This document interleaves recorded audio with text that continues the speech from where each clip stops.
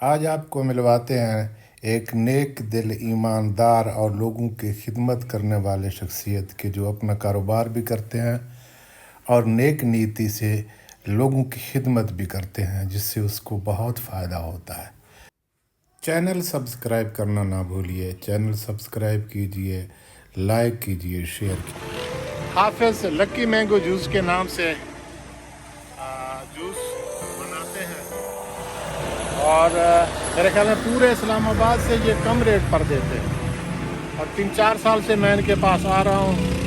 میں ان کی شرافت، اخلاق اور بہترین کارکردگی کا گواہ ہوں، اور میں اسلام آباد کے کسی سیکٹر سے آتا ہوں، میں یہاں اس کے پاس جوس پینے آتا ہوں، اور میں اس سے باقی ساری کہانی اس سے سنوں گا کہ یہ جوس کا کاروبار بھی کرتے ہیں۔ یہ کہتے ہیں کہ رمضان شریف میں یہ فروٹ وغیرہ بیچتے ہیں، لوگوں کی خدمت کرتے ہیں اور کم ریٹ میں بھی دیتے ہیں۔ یہ کمال ہے ان کا۔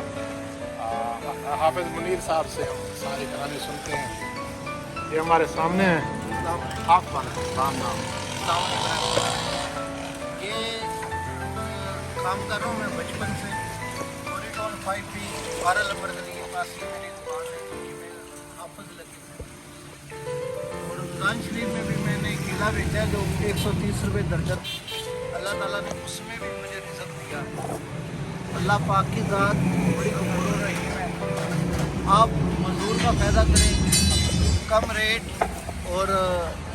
ریٹ اور مناسب طریقے سے اپنی صاف ستھری چیز بیچیں۔ یہ میری دکان ہے، یہ بزرگ میرے پاس آ رہے ہیں 4 سال سے تقریباً آ رہے ہیں۔ 1 روپے کا گلاس دیتا ہوں، 120 روپے کا بڑا مگا دیتا ہوں، تو بڑا اللہ کا احسان ہے۔ صاف ستھرا، یہ جانتے ہیں، صاف ستھرا ملک شیک، اور چینی ڈالتا ہوں، اس میں کوئی ایسی ویسی چیز نہیں ڈالتا جو میٹھا کرے، پھر بھی بڑا اللہ کا احسان ہے، بہت اللہ پاک کی رحمت ہے۔ کوشش کریں آپ بھی کم ریٹ پہ چیز دیا کریں اور اللہ کی رضا کے لیے دیا کریں، آخرت بھی اچھی ہوگی اور آپ کی دنیا میں بھی جزاکم اللہ خیر۔ رمضان شریف میں بکا تھا، وہ 300 روپیہ درجن لوگ بیچتے تھے، تو میں نے وہ بیچا 130 روپے درجن۔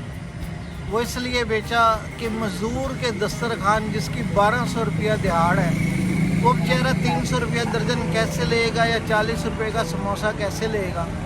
آپ نے اس بات پہ غور و فکر کرنا ہے میرے بھائیوں، تو اس بات پہ یہ غور و فکر کرنا ہے کہ غریب کا بھلا ہو۔ میں نے بھی 130 روپے درجن کیلا بیچا، یقین مانو کہ آدھے پونے گھنٹے میں 60-70 درجن کیلا بیچ کے 2500-2000 روپیہ نکال لیتا تھا اس میں سے۔ وہ یہ ہوتا ہے، آپ منڈی جائیں، آپ پھلی لیں، صاف ستھری پھلی جو ہوتی ہے نا، صاف ستھری پھلی، پھر وہ آپ ایک ریڈی پہ ڈال دیں اور لوگوں کے ہاتھ میں ٹوکری دیں، آپ اپنی مرضی سے ڈال دیں، تو اللہ تعالیٰ اس میں سے رزق دیتا ہے الحمدللہ۔